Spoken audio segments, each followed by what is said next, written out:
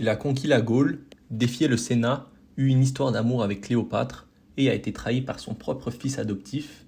Voici l'histoire folle de Jules César en 5 minutes.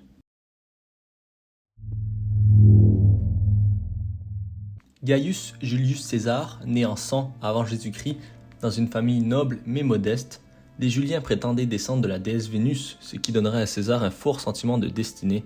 Très tôt, il s'engage dans la vie politique, il devient prêtre, avocat, puis militaire, et il se distingue par son intelligence, son éloquence et son ambition. À Rome, où les luttes de pouvoir sont constantes, César s'impose rapidement comme une figure montante. En 58 avant Jésus-Christ, alors nommé gouverneur des Gaules, il entreprend une série de campagnes militaires. Son objectif, soumettre les peuples gaulois et étendre l'influence romaine. Pendant près de 8 ans, il mène des batailles décisives contre les Helvètes, les Belges et d'autres tribus. En 52, il affronte Vercingétorix, chef de la résistance gauloise, lors du siège d'Alésia. Sa victoire lui permet alors de contrôler l'ensemble du territoire gaulois. Il consigne ses exploits dans la guerre des Gaules, un texte célèbre qui renforce son prestige à Rome. Son immense succès en Gaule et sa popularité auprès du peuple et de ses soldats inquiètent profondément le Sénat romain.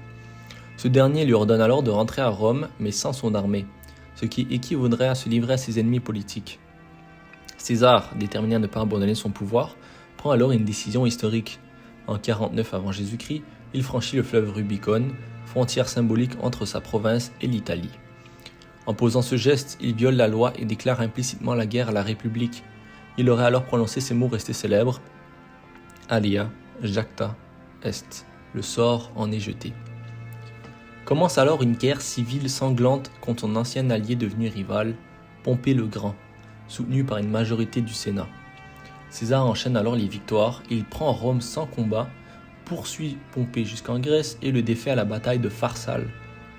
Pompée s'enfuit en Égypte où il est assassiné sur ordre du pharaon qui croit ainsi gagner les faveurs de César. Mais César, en arrivant à Alexandrie, est choqué par cet acte. Il décide d'intervenir dans les affaires égyptiennes, ce qui l'amènera à faire une rencontre décisive, Cléopâtre. Lors de son séjour en Égypte, César fait la rencontre de Cléopâtre VII, une reine jeune, brillante, cultivée et extrêmement stratégique. Pour consolider son pouvoir face à son frère rival, elle cherche un appui politique solide. César, alors impressionné par son intelligence et son assurance, la soutient militairement dans sa reconquête du trône. Leur alliance devient alors rapidement une liaison. Cléopâtre donne naissance à un fils, Césarion, officiellement le seul enfant biologique de Jules César. Bien qu'ils ne reconnaissent jamais pleinement dans la loi romaine, leur lien est évident. Cléopâtre est ensuite invitée à Rome où elle fait forte impression. Elle fascine, mais elle dérange aussi. De nombreux sénateurs voient en elle une menace, symbole d'un pouvoir oriental qui pourrait transformer Rome en monarchie. L'idée que César puisse devenir roi ou transmettre le pouvoir à un héritier né d'une reine étrangère choque profondément la classe politique romaine. Fort de ses victoires et de son immense popularité, Jules César revient à Rome et obtient des pouvoirs exceptionnels. En 46 avant Jésus-Christ, il est nommé dictateur à vie. Il engage alors une série de réformes ambitieuses. Il réorganise le Sénat en y intégrant des provinciaux, accorde la citoyenneté à de nombreux habitants de l'Empire, réforme le calendrier en instaurant le calendrier julien, dont le mois de juillet porte son nom, et redistribue les terres aux vétérans et aux pauvres. Ces décisions visent à renforcer l'unité de Rome et à stabiliser un système politique à bout de souffle. Mais elles concentrent aussi le pouvoir entre ses mains. Ses ennemis l'accusent de vouloir mettre fin à la République et devenir roi, une fonction honnie par les Romains depuis plus de 400 ans. Lors d'une cérémonie publique, on lui tend même une couronne, il la refuse, mais le simple geste suffit à attiser la peur d'un pouvoir absolu. Le 15 mars 44 avant Jésus-Christ, lors d'une séance au Sénat, César est assassiné par un groupe de sénateurs, dont Brutus, son fils adoptif. Il reçoit 23 coups de couteau.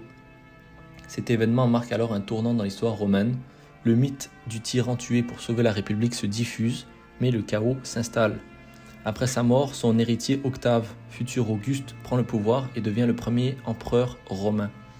Le mot César deviendra alors un titre impérial, utilisé jusqu'en Russie et en Allemagne, tsar et kaiser. Jules César laisse derrière lui un héritage politique, militaire et culturel immense, encore étudié et admiré aujourd'hui.